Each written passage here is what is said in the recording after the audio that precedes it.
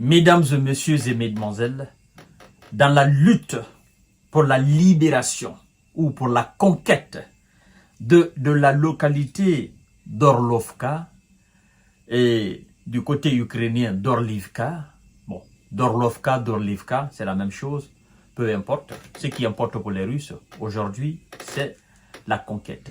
Ils ont déjà conquis.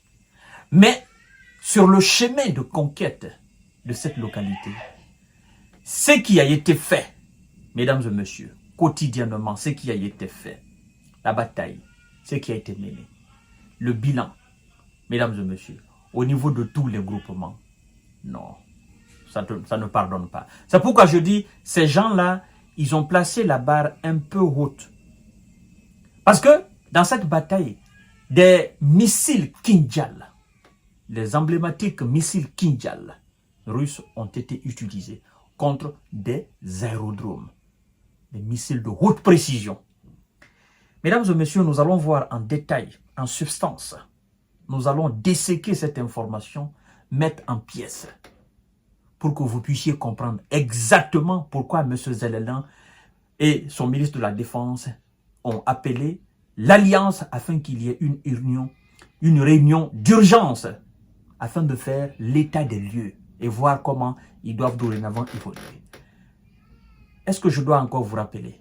Oui. La répétition est pédagogique. Partagez la vidéo dans tous les groupes possibles. Abonnez-vous sur ma chaîne YouTube Kanteji Visionnaire le vrai. Activez la cloche de notification pour ne plus rater mes vidéos. Mais aussi, mesdames et messieurs, likez la vidéo. Vos différents likes. Chacune de vos actions permet de développer notre chaîne YouTube. Oui. Et l'objectif, c'est le 1 million d'abonnés, mesdames et messieurs.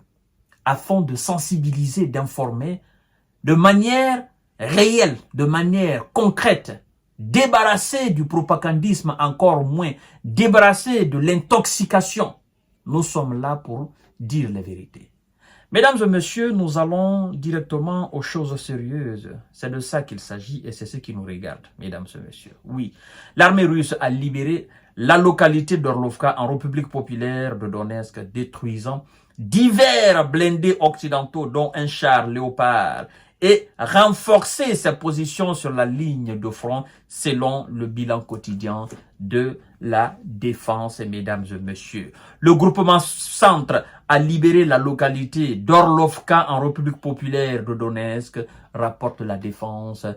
La localité d'Orlovka est sur le chemin de la ville tant recherchée qu'on appelle la ville de Pokrovsk. Et c'est sur le point de tomber. Mesdames et messieurs, le ministère de la Défense nous rappelle en outre que la Russie a par ailleurs effectué des frappes de haute précision, notamment via des missiles Kinjal contre des infrastructures aéroportuaires en Ukraine.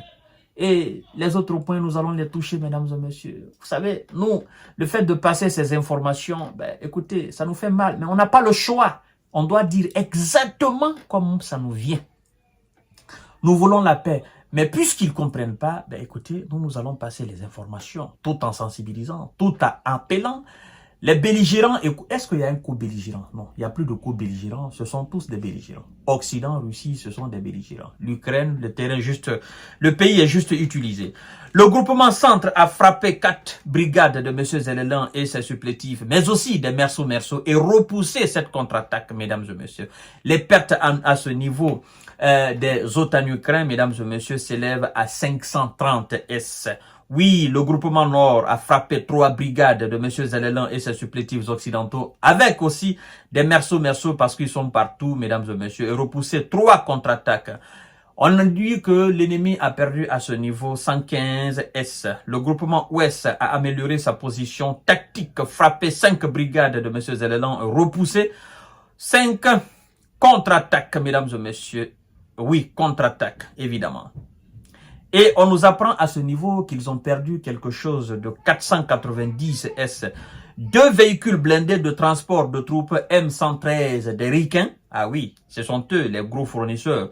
Effectivement. Il y a aussi des obusiers FH-70 britanniques et un radar barre TPQ des Wiza. Mesdames et messieurs, le groupement Sud a occupé des positions plus avantageuses, frappé 4 brigades des alliés et repoussé une contre-attaque. On nous apprend que l'ennemi à ce niveau a perdu 780 S, un char Léopard des Allemands, un obusier M190 des Ricains, 2 dépôts de munitions ont été mis à sac, rendus en molécules. Le groupement S a amélioré sa situation le long de la ligne de front, frappé une brigade de M. Zelensky et ses supplétifs, repoussé une contre-attaque. On nous apprend que l'armée de M. Zelensky et ses supplétifs occidentaux ont perdu à ce niveau 145 S.